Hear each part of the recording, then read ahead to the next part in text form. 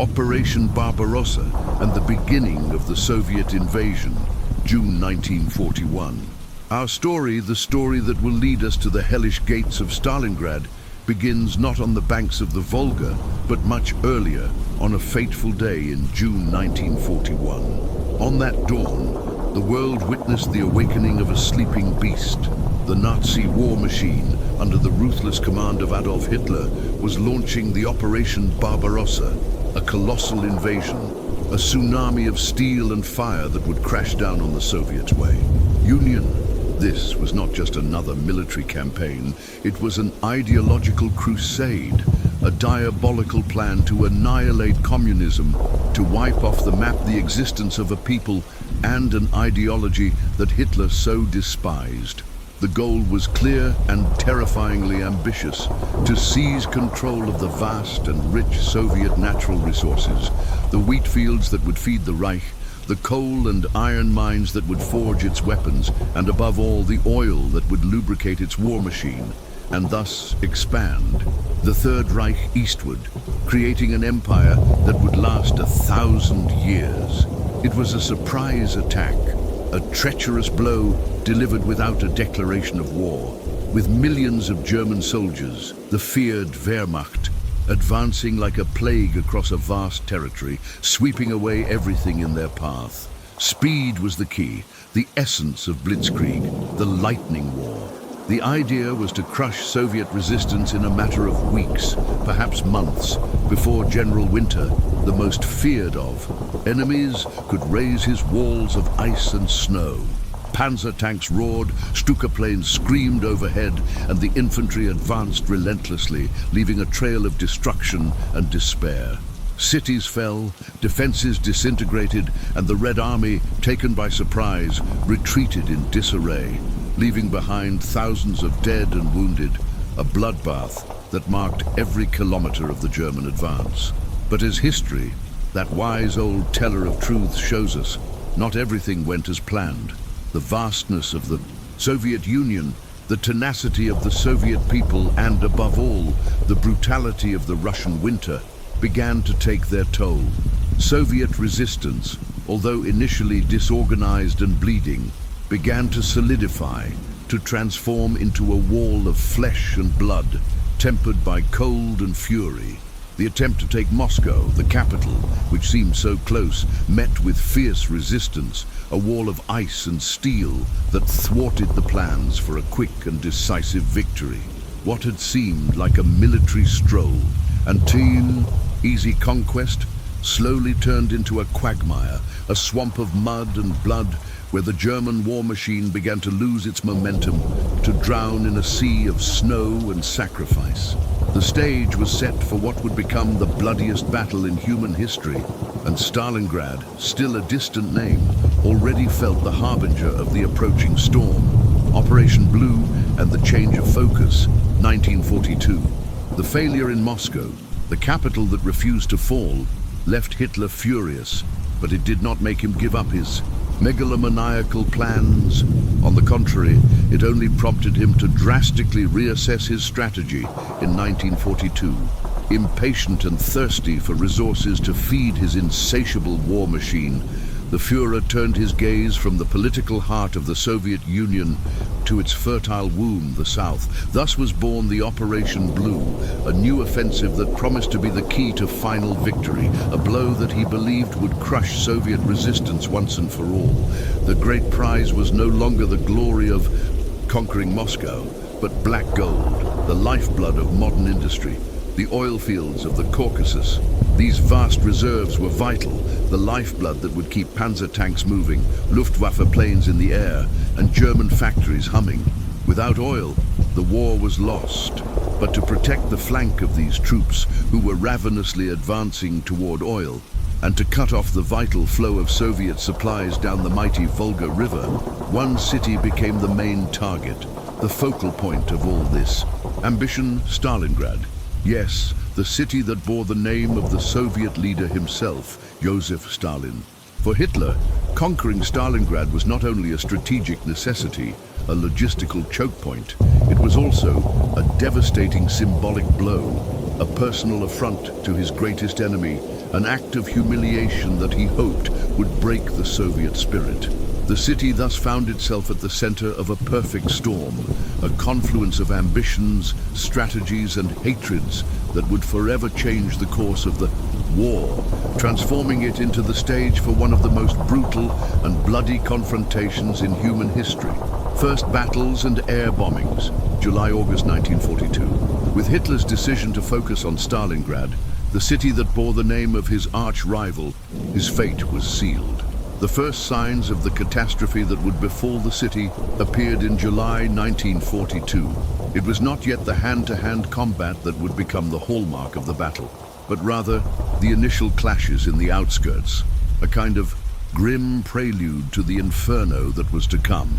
Small skirmishes, advances and retreats, the smell of gunpowder already hung in the air, but the real fury was yet to be unleashed. And it came in August. The Luftwaffe, the powerful and feared German Air Force that had terrorized Europe with its aerial blitzkrieg, unleashed a bombing campaign on a scale and intensity never before seen. This was no surgical strike. It was annihilation. Stalingrad was transformed into a blazing inferno, a moonscape of rubble, smoke, and dust. The sky, once blue, became an oppressive grey blanket, torn apart only by the roar of bombers' engines and the whistle of falling bombs. The attack of August 23rd is a shocking and terrifying example of this fury. In just 14 uninterrupted hours, under a relentless rain of incendiary and explosive bombs, some 40,000 people lost their lives. These were not just soldiers, they were civilians, men, women and children, torn apart, burned, buried under the rubble of their own homes. Buildings collapsed like sandcastles, streets opened up into giant craters, and the city, once vibrant and full of life, became an open-air graveyard, a monument to destruction. Every explosion was a scream, every collapse a wail. It was the bloody prelude to a battle that would be fought not for territory, but for every square meter of ruin, where human life would become the cheapest currency. The stage was set for what would become the most brutal battle in history, and the smell of death already permeated the air of Stalingrad. The strategic and symbolic importance of Stalingrad. As flames licked the skies over Stalingrad and rubble piled up, transforming the city into an apocalyptic landscape, Joseph Stalin's mind was racing with the urgency of the situation. For him, the defense of Stalingrad was much more than a simple military matter. It was a matter of unnegotiable honor, of the survival of the Soviet Union itself. The city, which proudly bore his name, was an undeniable symbol of Soviet power, of the strength of communism, and of the resilience of the people. Losing Stalingrad would be a moral and propaganda blow of incalculable proportions, a victory that Hitler would exploit to the fullest to demoralize the enemy and inflame his own followers. The fall of Stalingrad would be resonated as a personal failure for Stalin, and that he could not allow. But Stalingrad's importance went far beyond symbolism. The city was a vital industrial center, a beating heart that produced tanks, armaments and ammunition essential to the Soviet war effort. Its factories, even under constant bombardment, were the backbone of the resistance. Moreover, its strategic location on the banks of the mighty Volga River made it a crucial point, a vital choke point for the transport of supplies, troops and, most importantly, oil from the Caucasus to the rest of the Soviet Union. Controlling the Volga meant controlling the country's logistical backbone, strangling the flow of resources and paralyzing Soviet response capabilities. For Stalin, the city could not and would not be lost. It was an all-or-nothing struggle, where every street, every building, every life would become a bulwark in defense of an ideal, a name, a nation. The fury of the German bombings only solidified the Soviet determination to turn Stalingrad into a tomb for Nazi ambitions, no matter the cost. Order number 227, not one step back, July 1942. Faced with the imminent German threat, with the city of Stalingrad in ruins and the strategic and symbolic importance of that piece of land weighing heavily on his shoulders. Joseph Stalin, the man of steel, made a decision that would echo through the halls of history as one of the most brutal and controversial military orders ever issued. In July 1942, he issued the draconian order number 227, known by its most chilling name, "Not one step back, don't go back." It was not a suggestion, it was a life or death decree. This order forbade, under penalty of summary execution, any unauthorized retreat. For the Soviet soldiers, the message was clear, cold and implacable. There was nowhere to run, nowhere to retreat. The only option was to fight, to defend every inch of land, every piece of rubble, every life, or face death at the hands of their own comrades, of the blocking detachments that positioned themselves in the rear to ensure that no one escaped the hell. There was no room for cowardice, for hesitation, for fear. The message was engraved in iron and fire on the soul of every combatant. Fight to the last drop of blood, defend Stalingrad to the death, or be considered a traitor and executed on the spot. This order, although cruel and inhumane in its essence, instilled a sense of desperation and savage determination in the Soviet soldiers. They found themselves trapped between the Nazi fury at the front and the implacable Stalinist discipline at the rear. Forced to fight with a ferocity that would surprise the enemy, they became fighting machines, driven not only by patriotism, but by the instinct for survival. Stalingrad would then become the stage for a fight without quarter, where life was worth less than a meter of land, and where the line between heroism and despair became increasingly thin. The city, already a hell, was about to become a human meat grinder, and Order 227 was the gear that ensured that the machine would continue to turn, whatever the cost in lives and blood. The arrival of General Chuikov and the Soviet defense. When Vasily Ivanovich Chuikov was appointed commander of the 62nd Army, Stalingrad was already burning in flames and rubble from the incessant bombings of the Luftwaffe. The city, once an industrial center on the banks of the Volga, had been reduced to a charred maze of ruins, smoke and corpses. The Germans advanced methodically, confident of imminent victory. But Stalin, guided by his rigid determination and unyielding order number 227, not a step back, he needed a commander who would not only lead but inspire desperation into fierce resistance. He found such a man in Chuikov. Chuikov was the opposite of a military theorist. A veteran of the Russian Civil War and the Chinese campaign, he brought with him the experience of savage combat and the cool mind of a commander who understood that in Stalingrad, fighting honorably meant fighting brutally. Upon assuming command, he immediately set up his headquarters in a basement near the front, under constant threat of death. This was not just a symbolic measure, it was a message. He would bleed with his soldiers, die with them if necessary. Surveying the city's urban topography, Chuikov realized with disturbing clarity that traditional tactics would be useless. Germany's superiority in numbers and technology, panzer tanks, MG-42 machine guns, the Luftwaffe's surgical precision, would be fatal in open ground. But in ruins, all of this became useless, even a burden. Thus was born the Soviet tactic of deadly hug, hugging the enemy. Merge the Soviet defense lines with the German offensives, eliminating the space for mechanized maneuver, making the combat so close and chaotic that any attempt at air support or long-range artillery by the Germans became impossible. This unusual strategy required not only courage, but a new kind of soldier, silent, stealthy, ruthless. Under Chuikov, Soviet fighters adapted quickly. Sewers and basements became infiltration routes. Walls were demolished from the inside to allow movement between buildings. Staircases and upper floors were rigged with improvised explosives to collapse on invaders. The city became a living trap, and Soviet soldiers, those ghosts in worn uniforms, became masters of ambush. emerging suddenly from the rubble to kill with bayonets, crowbars, shovels, or even rocks, anything they could reach. Defense logistics, in turn, were a constant nightmare. Troops and supplies could only reach the city by crossing the Volga River, often under heavy bombardment. Doctors operated in partial darkness, without anesthesia. The wounded, if they could walk, were immediately returned to the front line.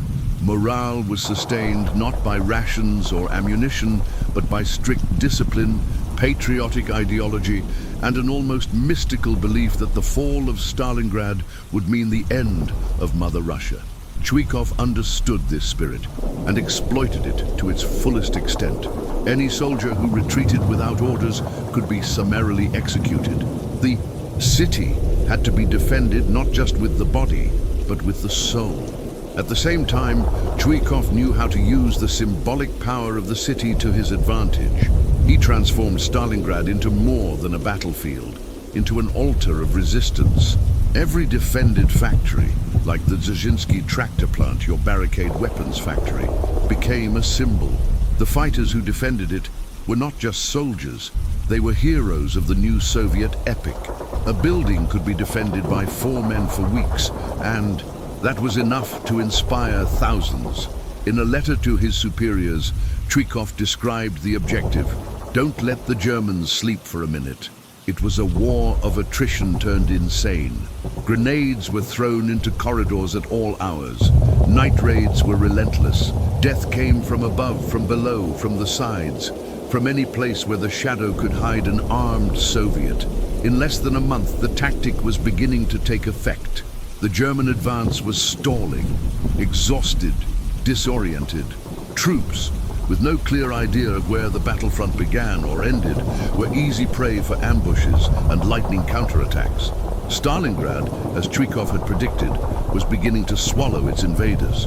The city became a living symbol of resistance, where every inch of ground was defended with the blood of dozens or hundreds of lives. The Germans would call it Rat War. Rat War, not only because of the claustrophobic environment, but because of the dirty, low, and relentless nature of the combat. And at the heart of this nightmare was Chuikov, unyielding, determined, willing to turn Stalingrad not just into a soldier's graveyard, but into a historic milestone where the Wehrmacht would no longer be invincible. What he began in that ruined city would shape the course of the war, and in a sense of world history. Intense urban combat and brutality, September 1942 onwards. Beginning in September 1942, the Battle of Stalingrad went beyond any traditional definition of war. The advance of the Wehrmacht ground troops, combined with the firm Soviet determination to defend every inch of the city, transformed Stalingrad into a scene of absolute destruction and visceral confrontation. From a military campaign, the city was transformed into a hellish labyrinth where every concrete block could mean life or death. It was the birth of a new form of combat, total urban warfare marked by raw savagery and lethal proximity between enemies. With the arrival of General Vasily Chuikov as leader of the Soviet 62nd Army, resistance took on an almost fanatical character. Chuikov understood that in order to neutralize German tactical and technological superiority, it was necessary to deny them the necessary space for maneuver. Thus, he imposed a ruthless strategy of embrace the enemy, to keep the fighting so close that German artillery and bombings would be useless, as they would also hit their own troops. This led to fighting taking place on a scale of meters, sometimes centimeters. Buildings were captured and retaken several times in a single day. The city, once a vibrant industrial hub, became an apocalyptic battlefield. The ruins, far from being obstacles, were transformed into makeshift fortresses. German tanks, designed for mobility in open terrain, were rendered useless amid the rubble and craters. Every pile of bricks could hide a machine gun nest, a sniper, or a group of camouflaged soldiers with dirty clothes and faces covered in dust. The famous Pavlov building, for example, was defended by a small group of Soviets for more than 2 months. against constant attacks by German infantry and armor, and became a symbol of Soviet urban resistance. The accounts of the soldiers who survived are unanimous in describing the horror of the environment. The streets were covered with frozen or decomposing corpses. The cellars were full of wounded, starving civilians and exhausted soldiers, all sharing space with rats, fleas, and the acrid smell of death. In many places, the ground was covered in mud mixed with blood. The dust from the rubble and the smoke from the fires created a permanent fog that blinded and suffocated. The city shook day and night with artillery fire, grenade explosions, and screams of pain and fury. There was no rest, no rearguard.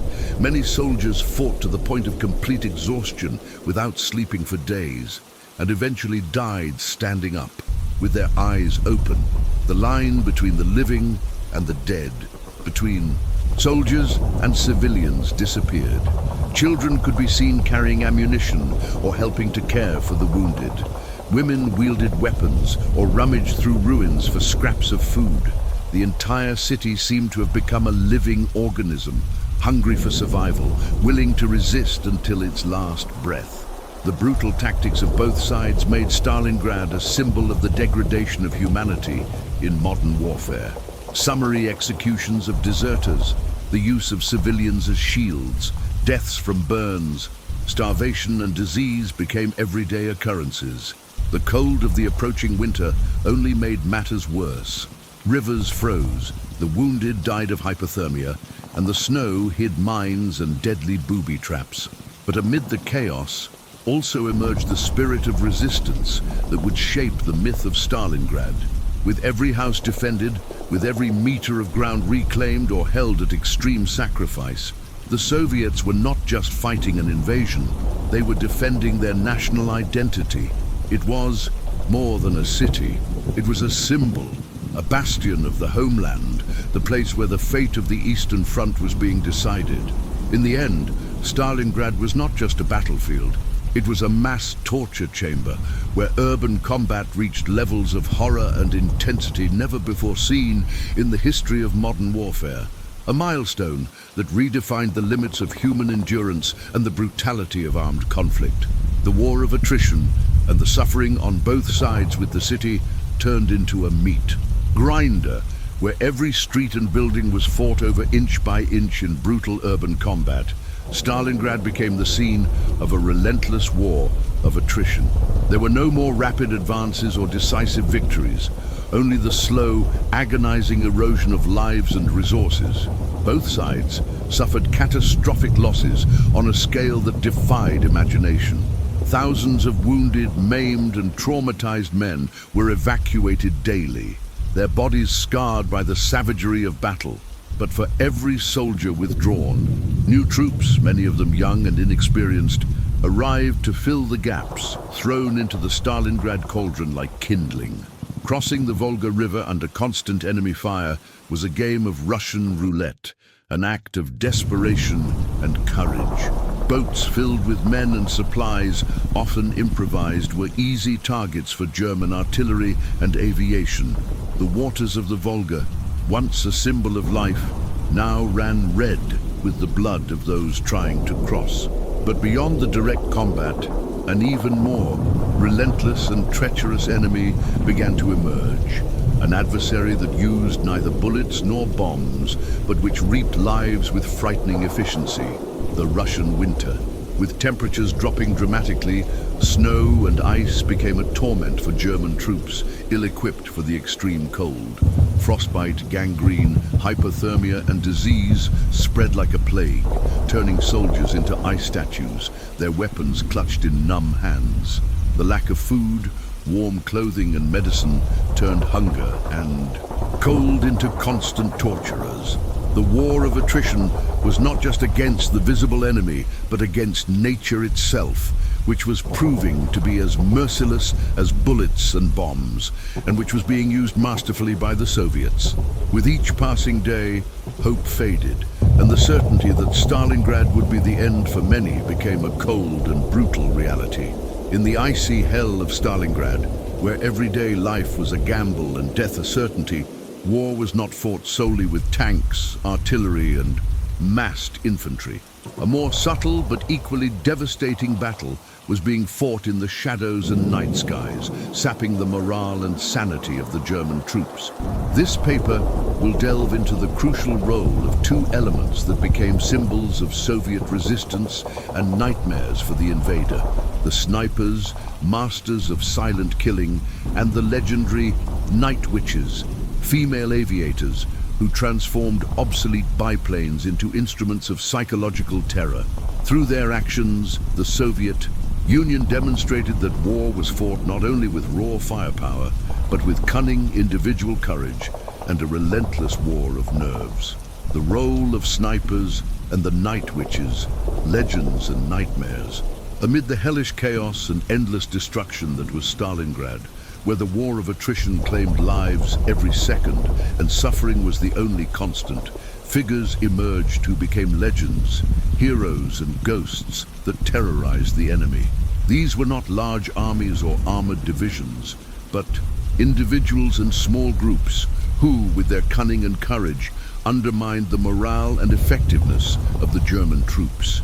We are talking about the Soviet snipers and the enigmatic night witches. The snipers, silent death and constant paranoia. Soviet snipers, like the legendary Vasily Zaitsev, whose name would echo in the nightmares of German soldiers, were masters of invisibility and deadly precision. Hidden among the rubble, camouflaged in the desolate landscape of the ruined city, they chose their targets with calculated coldness. Officers, tank commanders, radio operators, anyone of leadership or importance was a prime target. A well-aimed shot from nowhere could demoralize an entire unit, turning the simple act of crossing a street into an act of suicidal courage. Vasily Zaitsev in particular became a symbol of Soviet resistance, a relentless hunter who, with his rifle and infinite patience, turned the lives of German soldiers into a living hell of paranoia and fear. Between September 22nd and October 19th, 1942, Zaitsev single-handedly eliminated 40 enemy soldiers, bringing his confirmed kill count in the Battle of Stalingrad to 225. Psychological warfare was as important as physical warfare. The mere presence of a sniper could paralyze an enemy advance, forcing them to move with extreme caution, every step, every shadow, wondering where the next shot would come from. Soviet sniper doctrine emphasized the importance of operating in pairs or threes, with a spotter assisting the sniper, and the use of ambush and camouflage tactics to maximize effectiveness and survivability. The impact of snipers went beyond the number of casualties they inflicted. They created an environment of constant terror where every move, no matter how trivial, could be the last. The morale of the German troops was eroded by uncertainty and fear of an invisible enemy. With every officer killed, with every communication interrupted by a well-aimed shot, the German war machine felt the weight of the Soviet-imposed war of nerves. The legend of Zaitsev was even amplified by a fictional sniper duel against a supposed German sniper school chief, Major Koenig, which became a symbol of Soviet individualism and cunning against the Nazi war machine. The night witches, the buzz of death in the night skies. And in the night sky, a different but equally effective terror loomed over the heads of the invaders. They were the night witches, Nachthexen in German, the female and pilots of the 588th Night Bomber Regiment. These aircraft, the Polikarpov PO-2 biplanes, were slow and obsolete, made of wood and canvas, a 1928 design originally used as training and crop dusting aircraft. However, their simplicity and the skill of their female pilots made them a devastating psychological weapon. Flying night missions at very low altitudes, they dropped small bombs on German positions. The PO-2's engine, when heard, sounded like a sewing machine, and the female pilots would often shut off the engine as they approached their target, gliding silently before releasing their bombs. The distant drone, followed by silence and then the sudden roar of an explosion, turned German nights into torment. These were not highly destructive attacks, but they were incessant, disturbing the sleep, morale and sanity of the enemy troops. The thought of being attacked by women in wooden planes who looked like ghosts in the sky was humiliating and demoralizing to the soldiers of the Reich, who considered themselves the world's military elite. The nickname Night Witches was given by the Germans themselves in recognition of the terror inflicted by these female aviators. The Night Witches flew more than 23,000 sorties and dropped about 3,000 tons of bombs during the war, with 30 of their female pilots being decorated as heroes of the Soviet Union. These tactics, while not decisive in themselves on the battlefield, contributed immensely to the psychological attrition of the enemy, sapping his will to fight and turning every shadow, every sound, into a constant threat. In Stalingrad, the war was fought not only with weapons but with the mind, and the Soviets were using every tool at their disposal to break the spirit of the invader.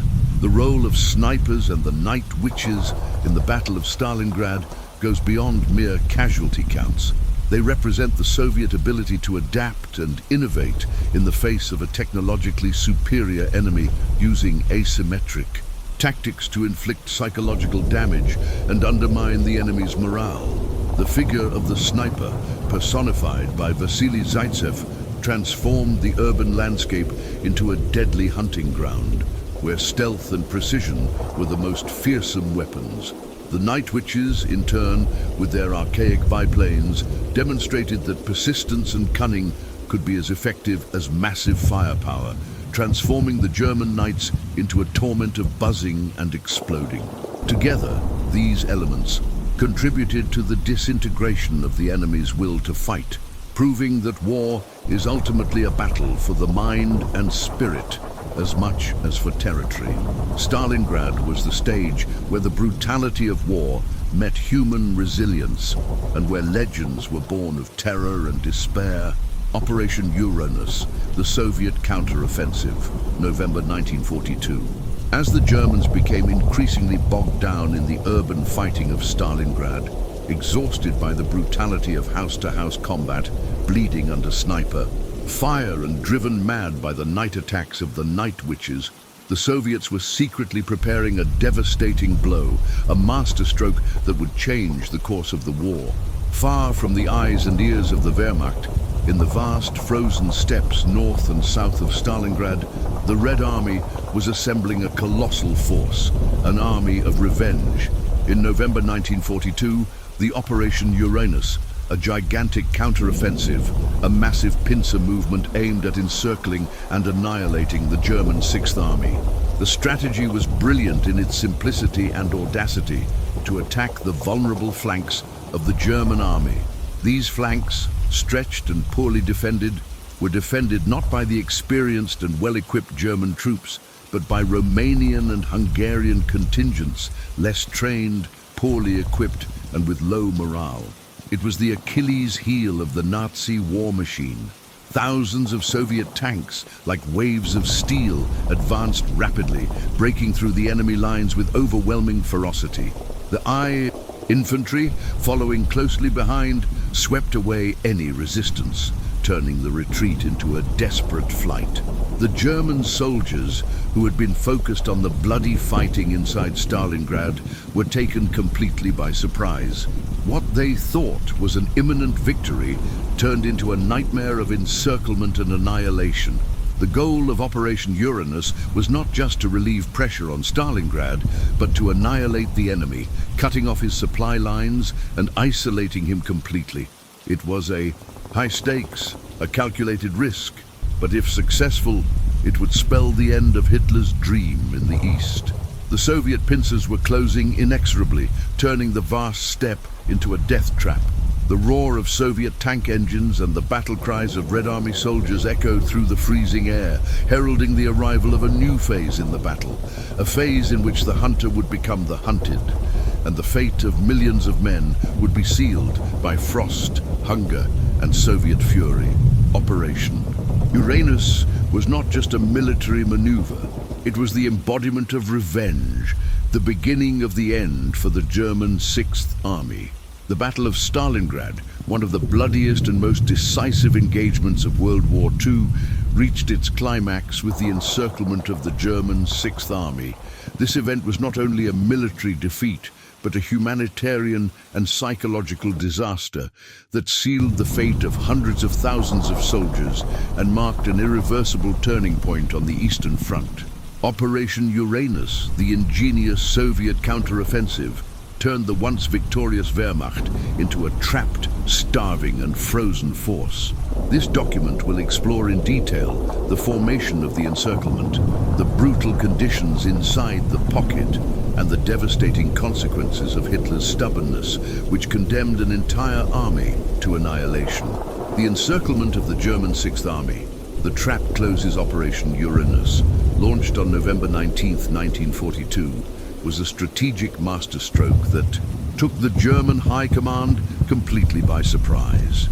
With overwhelming speed and ferocity, the Soviet pincers closed like steel jaws around the German Sixth Army, trapping some 300,000 soldiers under the command of General Friedrich Paulus. What had once been the spearhead of the Nazi offensive, the elite Wehrmacht that had marched triumphantly across much of Europe, was now trapped, isolated, an island of despair in a sea of Soviet hostility.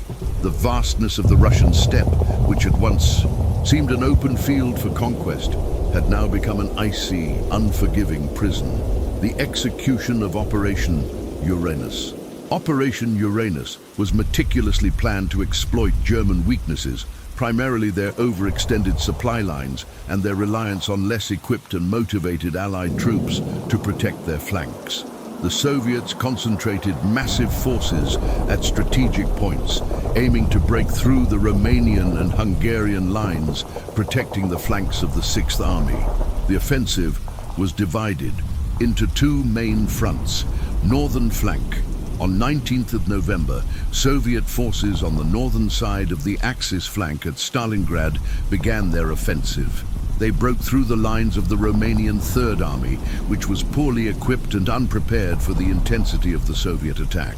The speed of the Soviet advance was crucial, preventing the Germans from being able to react in time. Southern flank. On 20th of November, Soviet forces on the southern flank launched their attack, targeting the Romanian Fourth Army and parts of the German 4th Panzer Army. Although initial resistance was stronger, Soviet forces managed to break through the defenses and quickly advanced to meet the forces in the north. On November 22nd, the two Soviet pincers met near the town of Kalash, west of Stalingrad, completing the encirclement and trapping approximately 290,000 men east of the Don River. The encirclement was complete. There was nowhere to run, no way to receive reinforcements by land. Supply lines, already precarious, were completely cut off. Food, ammunition, fuel, medicine all began to run short rapidly. Hitler's reaction and the doom of the Sixth Army. Faced with impending catastrophe, General Friedrich Paulus, commander of the Sixth Army, requested permission to attempt to break out of the encirclement and abandon his indefensible positions. However, Adolf Hitler, with his characteristic stubbornness and arrogance, refused to accept reality. For him, surrender was unthinkable, a betrayal of Nazi ideology. He ordered the Sixth Army to hold out at all costs, to fight to the last man, to the last bullet. Hitler promised that the army would be resupplied by air, that the Luftwaffe, the powerful German Air Force, would maintain a constant airlift, bringing in supplies and evacuating the wounded. However, this promise, like so many others, would prove to be a cruel illusion. The Luftwaffe's airlift capacity was pathetically inadequate to meet the needs of an army of 300,000 men, and planes were constantly shot down by Soviet air defenses and enemy fighters. In addition, the harsh winter weather made operations even more difficult, with blizzards and freezing temperatures making flying extremely dangerous. Conditions in the pocket and the collapse of morale. As the siege tightened and supplies dwindled, conditions inside the pocket became unbearable. The German soldiers, who had once felt invincible, now found themselves caught in a death trap. with the Russian winter closing in like a hungry predator and the enemy closing in with each passing day. Arrogance and confidence gave way to fear, hunger, and despair. Hitler's promises of a quick and glorious victory were a distant and bitter echo. Hunger and cold, shortages of food and fuel led to widespread starvation and frostbite. Rations were minimal, and many soldiers resorted to desperate measures to survive, such as eating horse meat, dogs, and even rats. The lack of adequate clothing for the harsh winter weather resulted in thousands of cases of frostbite, gangrene, and hypothermia. Disease, poor sanitation, lack of medicine, and malnutrition led to the proliferation of diseases such as typhus, dysentery, and typhoid fever, which claimed the lives of many soldiers. Psychological collapse. The siege was not just physical, it was psychological. A slow, agonizing torture that broke men's spirits before it broke their bodies. Hopelessness set in, and morale plummeted as the reality of the situation became undeniable. The snow fell incessantly, covering the dead and dying with a cold white blanket, transforming the landscape into an open-air cemetery. The silence of the steppe was broken only by the howling of the wind, the distant roar of artillery, and the groans of the wounded. The Sixth Army was doomed, and its soldiers knew it. With each passing day, hope faded, replaced by the certainty that Stalingrad would be their grave. The encirclement of the German Sixth Army at Stalingrad would become one of the most tragic and brutal episodes of the Second World War, a testament to the folly of war and human suffering at its most extreme. Conclusion. The encirclement of the German Sixth Army at Stalingrad is a landmark in military history, symbolizing the turning of the tide on the Eastern Front and the beginning of the decline of Nazi power. Operation Uranus demonstrated the strategic capability and resilience of the Red Army, while Hitler's stubbornness and underestimation of the enemy doomed one of the most powerful armies of the Wehrmacht. The inhumane conditions inside the pocket revealed the brutality of war and the unimaginable suffering endured by the soldiers. Stalingrad was not just a battle, it was an ordeal, an icy hell that consumed an entire army and left an indelible scar on human history. The lesson of Stalingrad is clear. Arrogance and denial of reality, even in the face of overwhelming evidence, can lead to total annihilation. 12. The rescue attempt and the pocket, a deadly illusion. With Friedrich Paulus's German Sixth Army trapped in the ruined city of Stalingrad, the promise of salvation hung in the air like a mirage in the frozen desert. Hitler, in his megalomania and disconnection from the brutal reality of the battlefield, promised that the Luftwaffe, under Reichsmarschall Hermann Göring, would maintain a constant airlift, bringing in vital supplies and evacuating the wounded. The idea was audacious. Planes would come and go, defying the Soviet encirclement, keeping the Sixth Army alive. However, this promise would prove to be a cruel illusion, a lie that would cost the lives of tens of thousands of men and seal the fate of an entire army. The catastrophic failure of the airlift. The airlift was a dismal failure from the start, a testament to the Germans' underestimation of Soviet capabilities and overestimation of their own forces. The Luftwaffe simply did not have the transport capacity to supply the needs of an army of 300,000 men.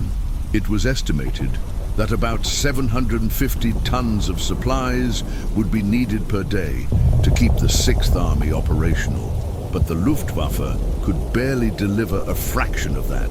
The challenges were monumental and insurmountable. Adverse weather conditions, the harsh Russian winter, with its relentless snowfall, biting winds, and temperatures that plummeted to below 0 degrees Celsius, made every flight a perilous odyssey. Visibility was often zero. Makeshift airstrips were icy and slippery, and aircraft, many of which were not designed to operate in such extreme conditions, suffered frequent breakdowns. Soviet air defense. The Soviets, aware of the vital importance of the airlift to the survival of the Sixth Army, concentrated a formidable air defense around the pocket. Heavy anti-aircraft artillery and enemy fighters such as the feared Yak-1 and LeGG-3 patrolled the skies, turning every attempted flight into a game of Russian roulette. Many German planes, loaded with hope and supplies, simply disappeared into the icy sky, crashing in flames on the frozen steppe. Poor logistics. The organization of the airlift was chaotic. The lack of coordination between units, the shortage of qualified ground personnel, and the absence of adequate infrastructure to handle the volume of aircraft and supplies contributed to the logistical collapse. In addition, Goering's priority of keeping his bombers and fighters on other fronts, rather than allocating them to transport, demonstrated a crucial strategic flaw. With each passing day, the amount of food, ammunition, and fuel that arrived was tiny, a drop in the ocean of what a starving and freezing army needed. Hunger and exhaustion began to claim more lives than Soviet bullets, and the morale of the troops plummeted as the reality of Hitler's betrayal became undeniable. Operation Winter Storm, the last hope, shattered. In parallel with the failed airlift, Hitler, pressed by the gravity of the situation, sent General Feldmarschall Erich von Manstein, one of his most brilliant strategists, to try to break the encirclement by land in what was called Operation Winter Storm, Unternehmen Wintergewitter. Launched on December 12, 1942, the offensive's main objective was to open a corridor to the Sixth Army, which was only a few dozen kilometers away. Manstein, with his panzer divisions, advanced with determination, facing the fury of the Russian winter and fierce Soviet resistance. The hope of a reunion with the Sixth Army lit a small flame in the hearts of the encircled soldiers. They could hear the roar of Manstein's guns, a distant promise of salvation. However, attempts to rescue by land also failed miserably due to a number of factors. Stiff Soviet resistance. The Red Army, aware of the strategic importance of maintaining the siege, had prepared for this eventuality. The Soviet defenses were deep and well entrenched, with minefields, anti-tank barriers, and devastating artillery. Each German advance was met with a barrage of fire and relentless counterattacks. Extreme weather conditions, winter continued to be a relentless enemy. Deep snow and ice turned the terrain into an impassable quagmire for German tanks and vehicles, while freezing temperatures caused mechanical failures and exhaustion among the troops. Manstein's logistics were also severely hampered by the weather, making it difficult to resupply his units. Hitler and Paulus's stubbornness. Despite Manstein's desperate pleas for Paulus to attempt a breakout from the pocket to find rescue forces, Hitler forbade any retreat, insisting that the Sixth Army must hold out at all costs. Paulus, for his part, obeyed his Führer's orders, even though he knew it meant the annihilation of his men. This fatal stubbornness thwarted any chance of success for Operation Winter Storm. The distance between Manstein's forces and the Sixth Army was only a few dozen kilometers, but it seemed an insurmountable chasm. On December 23rd, 1942, Manstein was forced to call off the assault, and the 4th Panzer Army began to withdraw to its original position. The last hope of salvation for the Sixth Army had been shattered, the pocket a frozen hell. The encircled area, which stretched for tens of square kilometers, became known as the pocket, Kessel, a frozen hell where hunger, cold, disease, and Soviet attacks claimed more lives every day. The German soldiers, once proud and victorious, were now ghosts, their bodies emaciated, their minds tormented by despair. Hitler's promise of salvation was turning into a bitter illusion, and the pocket became the tomb of an entire army, a monument to the stubbornness of a leader and the unspeakable suffering of his men. Inside the pocket, life was a daily struggle for survival. Food rations were minimal, and soldiers resorted to desperate measures to stave off hunger, including eating horse meat, dogs, and even rats. Lack of fuel meant that heating was scarce, and many soldiers froze to death in their trenches and makeshift shelters. Diseases such as typhus and dysentery spread rapidly due to poor sanitation and lack of medicine.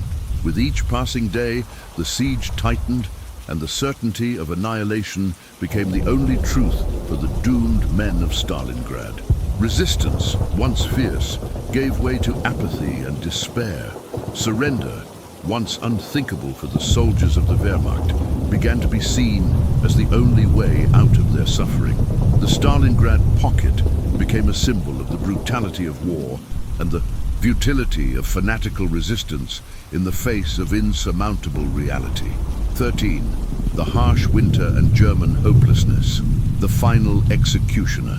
With the failure of the airlift and the failure of Operation Winter Storm, the German Sixth Army in Stalingrad found itself facing an even more implacable and treacherous enemy, the Russian winter.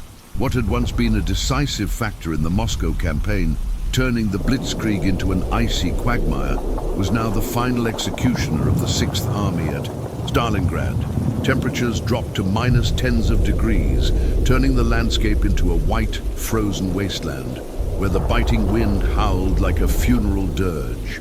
The devastating impact of extreme cold. The German soldiers, ill-equipped for the extreme cold, in their summer uniforms and thin boots, began to succumb en masse.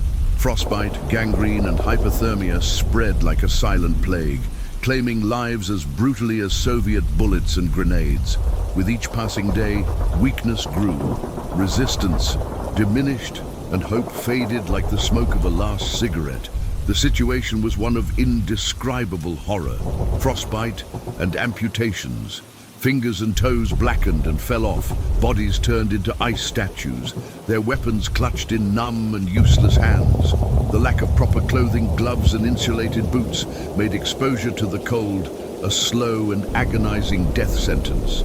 Many soldiers who survived the frostbite had to have limbs amputated, forever scarred by the Russian winter. Starvation and malnutrition, lack of food and supplies made hunger a constant, excruciating pain that gnawed at morale and sanity. Rations were minimal and insufficient to sustain the men in the extreme cold. Horses, dogs, and even rats became desperate sources of food, and water, when available, was pure ice that had to be melted with body heat. Malnutrition weakened the immune system, making soldiers more susceptible to disease. Disease and sanitation. Sanitation conditions within the pocket were deplorable. Poor hygiene, overcrowding, and the absence of adequate medicines led to the proliferation of diseases such as typhus, dysentery, and typhoid fever. Field hospitals were overwhelmed, and many of the wounded and sick died without receiving adequate treatment. The intense cold also made it difficult to bury the dead who accumulated in the trenches and shelters. Winter was not just a climatic phenomenon, it was a weapon, a strategy, and it was being used masterfully by the Soviets to crush the enemy. With each passing day, the siege tightened, and the certainty of annihilation became the only truth for the doomed men of Stalingrad, trapped in a frozen hell where death was the only way out and surrender the only hope of survival for a select few. Hopelessness and the collapse of morale. Hopelessness set in, a heavy blanket covering the German soldiers. Hitler's orders to resist at all costs, once a commanding cry, now sounded like a death sentence, a distant echo of a reality that no longer existed. Morale plummeted with each passing day, and discipline, once ironclad, began to crumble.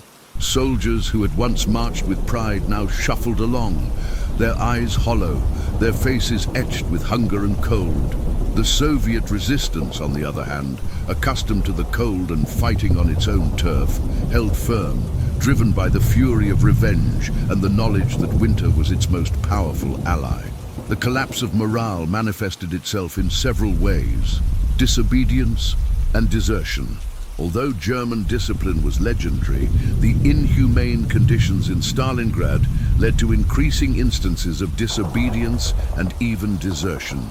Exhausted and hopeless soldiers began to question the orders of their superiors and seek any means of escape from the hell of the pocket. Loss of faith in leadership. The unfulfilled promise of rescue and Hitler's insistence on holding the position at all costs eroded the soldiers' faith in their leaders. The image of an infallible Führer was shattered by the brutal reality of hunger, cold, and imminent death. Confidence in the German High Command was irreparably shaken. Apathy and despair. Many soldiers fell into a state of apathy and despair, accepting their fate with resignation. The struggle for daily survival consumed all their energy, leaving little room for hope or resistance. The image of once proud German soldiers, now reduced to starving, frozen ghosts, is a testament to the psychological devastation wrought by the siege. The harsh winter and German hopelessness were as lethal as Soviet weapons. They sapped the Sixth Army's fighting spirit and its will to fight. Stalingrad became the grave of an army, not only because of Soviet military superiority, but also because of the ruthless and cruel alliance between the weather and the stubbornness of a dictator. Conclusion: the Battle of Stalingrad is a grim testament to the brutality of war and the catastrophic consequences of ideological leadership disconnected from reality. The failure of the airlift Operation Winter Storm and the Russian winter were not mere obstacles, but rather ruthless executioners that, together with Soviet resistance, sealed the fate of the German Sixth Army.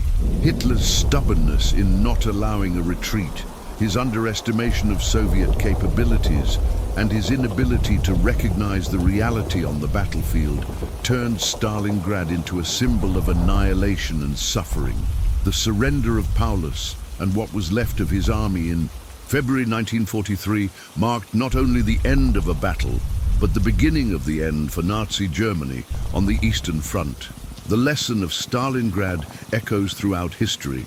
War, in its rawest essence, does not forgive arrogance, delusion, and inhumanity. Surrender of the Sixth Army, February 1943. After months of relentless siege, of unspeakable suffering that corroded soul and body, and of utter exhaustion that turned men into shadows, with the Russian winter claiming lives by the hour and hope fading like the smoke of a last frozen breath, General Friedrich Paulus, commander of the once proud and feared German Sixth Army, made the most difficult decision of his life. A choice that would seal the fate of tens of thousands of men and mark an irreversible turning point in World War II: surrender. On that freezing February 2nd, 1943, in an act of direct disobedience to Hitler's insane and delirious orders that demanded resistance to the last man, to the last bullet, Paulus and what remained of his troops, starving, frozen, and out of ammunition, laid down their weapons and surrendered to the Soviets. It was the end of a prolonged agony, a bitter relief for those who survived, but also the beginning of a new and cruel ordeal for these broken men. It was a humiliating defeat for Nazi Germany, a devastating blow to the morale of the Reich that would echo throughout Europe and beyond. For the first time in the history of warfare, an entire Hitlerite army, a force thought to be invincible, which had marched triumphantly across much of the continent, had been utterly annihilated and forced to surrender. The surrender of the Sixth Army marked the end of the Battle of Stalingrad, but the cost was immense, a price paid in blood, suffering, and lives. Of the estimated 300,000 men who were trapped in the hellish pocket, only about 90,000 survived to surrender, and for these lucky few, the ordeal was far from over. Most of them would die in Soviet captivity, victims of disease, hunger, cold, and forced labor in prison camps, where conditions were as brutal and inhumane as those of the battle itself. Only a few thousand ghosts of men, forever scarred by the horrors of Stalingrad, would return home years later, silent witnesses to a nightmare that would never be forgotten. The image of German soldiers, starving, frozen, unarmed, and with their faces etched with despair, marching in endless columns to their captivity, under the cold and victorious gaze of the Soviets, became a poignant symbol of Nazi defeat. Stalingrad had become definitively the tomb of Hitler's ambitions in the East, a monument to his blind stubbornness and megalomania.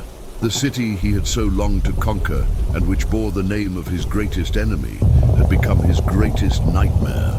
An abyss that swallowed an entire army and shattered the myth of the Wehrmacht's invincibility. The surrender of the Sixth Army was not only a military event of gigantic proportions, it was a political and psychological earthquake that shook the foundations of the Third Reich, announcing to the world that the tide of war had finally turned. It was the harbinger of the end, a clear sign that the Nazi beast, although still dangerous, was mortally wounded, and its fate was sealed. The turning point of the war and the legacy of Stalingrad. The surrender of the German Sixth Army at Stalingrad on that frigid February 2nd, 1943, was not just the end of a bloody battle. It was the end of an era, the decisive turning point of the Second World War on the Eastern Front, a moment that would echo through the annals of history as the beginning of the end for the Nazi war machine. The Soviet victory not only halted the Nazi advance, which until then had seemed unstoppable, but also began the relentless counter-offensive that would, step by step, kilometer by kilometer, drive the Red Army into the smoking ruins of Berlin. From that day on, the strategic initiative on the Eastern Front passed definitively into Soviet hands, and the Wehrmacht, once the proudest and most feared force in the world, would be forced into a continuous retreat, bleeding with every step until the final collapse of its thousand-year empire. The Battle of Stalingrad has become an indelible symbol of unwavering resistance, of extreme sacrifice, and of a victory won at unimaginable cost. The human cost was staggering, an abyss of suffering that defies comprehension. Although estimates vary, the numbers put the death toll at over 2 million, wounded or captured on both sides, making it without a shadow of a doubt the bloodiest battle in human history. Every street, every building, every piece of rubble in Stalingrad was stained with the blood and suffering of millions of souls. The scars of the battle would remain visible for decades, a grim and poignant reminder of the hell that the city had become, a silent testament to the fury and devastation that had been wrought there. Stalingrad was not just a city on a map. It was a death camp, a test of human endurance taken to the furthest limits of pain and despair. It was a watershed moment in history, a milestone that redefined the course of World War II and, by extension, the fate of the world.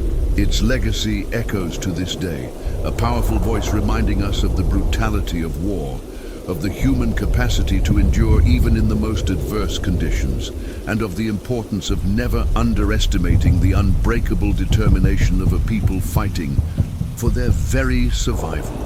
The victory at Stalingrad was not just a military victory, it was a moral victory, a triumph of the human spirit over barbarism, a beacon of hope that shone amidst the deepest darkness of war. That day, when 2 million men fought for a single city, changed the world forever, and the story of Stalingrad will continue to be told, generation after generation, as a timeless testament to resilience, sacrifice, and resilience in the face of the most extreme adversity. It is a lesson etched in blood and ice, a reminder that even in the depths of hell, the flame of hope can refuse to go out. Stalingrad was not just a battle. It was a brutal testament to what humanity is capable of, both in horror and in resilience. On the banks of the Volga River, it wasn't just territory that was being contested. It was ideology, it was survival, it was pride, it was vengeance. Above all, it was the very spirit of two nations locked in a death struggle. For over 200 days and nights, 2 million soldiers clashed in a landscape that resembled hell on earth. Tanks frozen into the ground, flaming aircraft falling from the sky like comets, bodies buried under rubble, snow, and silence. Homes, schools, and factories turned into graveyards of shattered steel and broken men. Stalingrad became a name that history would never be allowed to forget. It was there that Hitler discovered his war machine could bleed. It was there that the Red Army rose as a wall of flesh and fire. It was there that civilians became fighters and fighters became legends.